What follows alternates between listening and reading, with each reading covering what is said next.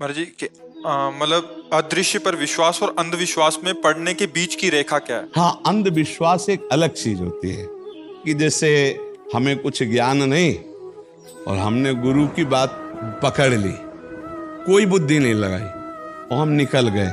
एक तो ये विश्वास की बात हो गई, इसमें कल्याण हो जाएगा कि अब हमें तो कुछ मालूम नहीं और आप हमारे गुरु हो, आप बता दो जो उससे काम हो जाएगा। जैसे एक छोटे से बालक थे जिनका नाम था धन्ना जाट, बड़े महान भगत हुए।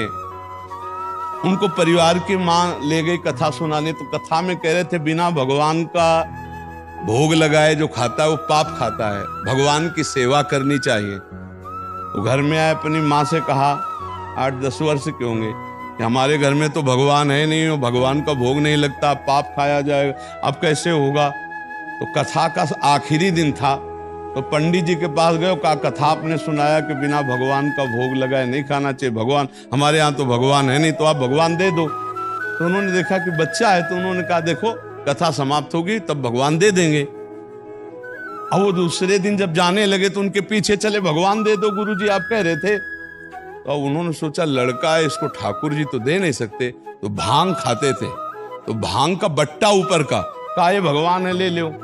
पूरी कथा बड़ी, तो उनका कैसे सेवा करेंगे, तो बोले नहा के नहा देना और पवा के पा लेना, बस इतनी सेवा है। और वो इतने खुशी हो, देखो विश्वास है क्या, भांग का बट्टा, इतने खुशी हो गए कि मुझे ठाकुर जी मिल गए, मुझे भगवान मिल गए। घर में गए, नहाया और ठाकुर जी को ना, वही मतलब भांग के बट्टा को नहा, और बाजरे की रोटी, गरीब आदमी सामने रखा, पाओ प्रभु। वहां प्रभु कहाँ। एक दिन हो गया तो उन्होंने सोचा हमारे पास कुछ है नहीं, लगता पंडित जी के पास खीर पुआ सब सामग्री थी तो ठाकुर जी पाते, वो बिल्कुल ठाकुर जी मान रहे। दूसरा दिन हुआ फिर वही बाजरा, तीसरा दिन हुआ फिर वही बाजरे की रोटी। तो वो रो रो करके ऐसे भांग का बट्टा पकड़ा और कहने लगे प्रभु हमारे पास नहीं है कि हम तुम्हें खीर पूड़ी पुआ पवा सके। और गुरु जी ने कहा बिना पवाए पाना नहीं, अगर आप नहीं पाओगे तो हम चाहे मर जाएं लेकिन नहीं पाएंगे। उसी समय श्री कृष्ण प्रकट हो गए, क्योंकि भगवान तो सर्वत्र है ना। भांग के बट्टे की जगह में श्री कृष्ण बैठे हैं, उन्हीं की अवस्था का रूप लेके, और वो और बाजरे की रोटी शुरू कर दी पाना। तो बोले देखो तुम कितने निर्दयी हो, 3 दिन से तो हमें भूख लगी है और हमारे घर में ज्यादा कुछ है नहीं, 1-2 रोटी माँ बना पाती है, गरीब आदमी, पूरी रोटी तुम नहीं पाओगे, आधी हमें दो आधी तुम पाओ।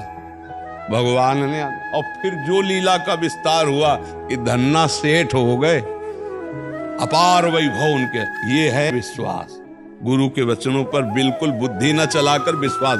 और एक अंधविश्वास कहते हैं पाखंड को, नहीं कि हम तुम्हारी आयु बढ़ा देंगे, हम तुम्हारा रोग नष्ट कर देंगे, हम तुम्हारा ये कर देंगे वो कर देंगे। ये सब गलत जगह है, अंधविश्वास है, इसमें फंस जाओगे, नष्ट हो जाओगे।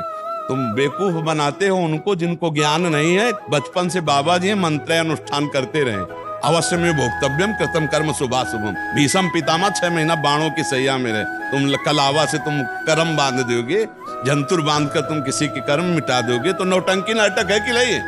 बोले धन चकाचक आ जाएगा, अरे इतना तुम्हें तमीज होती धन चकाचक करने की तो दूसरे के हाथ देखने की जरूरत नहीं थी, तुम्हें अपने हाथ देख के तुम करोड़पति बन जाते। ये सब इसे कहते हैं अंधविश्वास, कि इसमें मत फंसो, तुमको अपने कर्म भोगने पड़ेंगे। हाँ, एक उपाय है जो तुम्हारे कर्मों को मिटा सके, वो श्री कृष्ण है, दूसरा उपाय नहीं। मामे वे प्रपद्यन्ते माया मेताम, तुम खुद भजन करो, श्री कृष्ण को रिझा लो, वो तुम्हें सुखी कर देंगे, वो कर देंगे सुदामा से सुदामापुरी। ये सामर्थ्य उनमें है। तो इसलिए इसको, इस अंधविश्वास को हम रोकते हैं कि ये ड्रामेबाजी में कभी कोई मत फंसो। किसी के जंतुर भरने में इतनी ताकत नहीं कि हमारे कर्मों को नष्ट कर दे। ये भगवान ने आयुर्वेद बनाया, भगवान ने डॉक्टर बनाए, भारत में इतने इतने बड़े पढ़े लिख कर डॉक्टर, ये सब बेवकूफ है क्या। वशिष्ठ जी जैसा कोई ज्ञानी महात्मा बिरला ही होता है। राम जी को 14 वर्ष का वनवास, सिया जी का हरण, दशरथ जी का मरण, कौशल्या का वैधव्य, इसे नहीं रोक पाए। और कह रहे हैं भरत जी से, सुनो भरत भावी प्रबल, बिलख कहो मुनिनाथ, हानि लाभ जीवन मरण जस अपजस विधिहान। हमारे भारतवासी ऐसे अंधविश्वासी हैं, इसमें लगे। इस बात को हम अंधविश्वास का खंडन करते हैं।